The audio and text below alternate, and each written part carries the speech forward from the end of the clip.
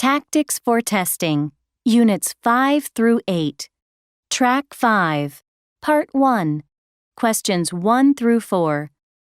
Listen to part of a talk in a history class.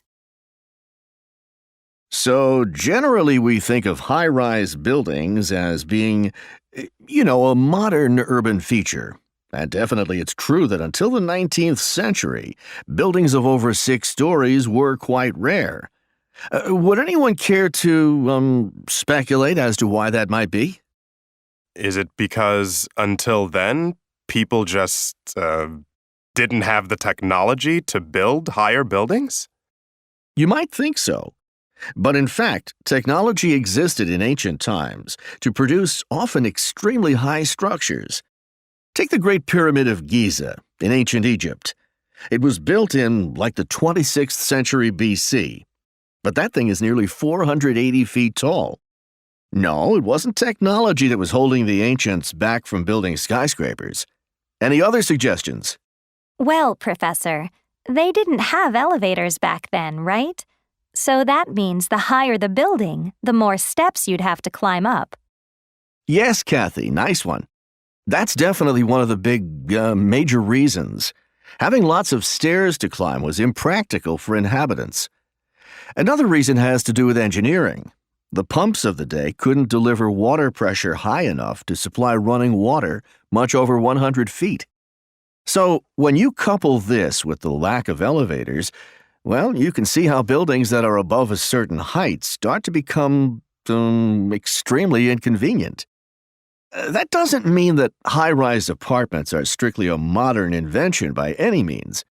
Ancient Roman residential buildings called insulae, for example, frequently reached up to 10 or more stories. That would make them over 100 feet tall. The Roman historian Martial alludes to a poor man, his neighbor, who was obliged to climb 200 steps to reach his room. How many times a day would you want to make that trip, especially carrying a few gallons of water for your cooking and bath? The lower floors were typically occupied by either shops or wealthy families, while the upper stories were rented out to the lower classes, the peasants. Surviving records indicate that even in provincial towns like Hermopolis in Roman Egypt, they had buildings up to like 7 stories. And that was in the 3rd century AD. One major problem with these old skyscrapers, however, was the lack of building codes and standards. Unscrupulous builders could make huge sums of money by throwing up apartments with no worries about safety.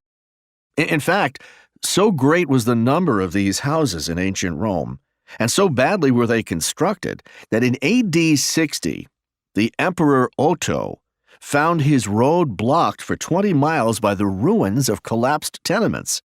It seems their foundations had been eroded by heavy rains. Apparently, this sort of thing was really common. One writer of the times describes tenants as constantly fearing to be either burned or buried alive. Several emperors, beginning with Augustus in 10 BC, attempted to set building codes with limits of 20 to 25 meters for multi-story buildings, but it doesn't seem to have had much effect. A report from Florence in the 12th century states that 1. What is the talk mainly about?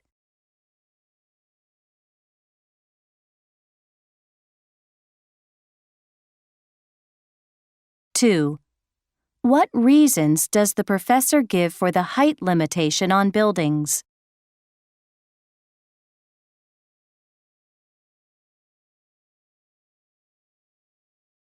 3. What would generally be found on the upper stories of ancient Roman buildings?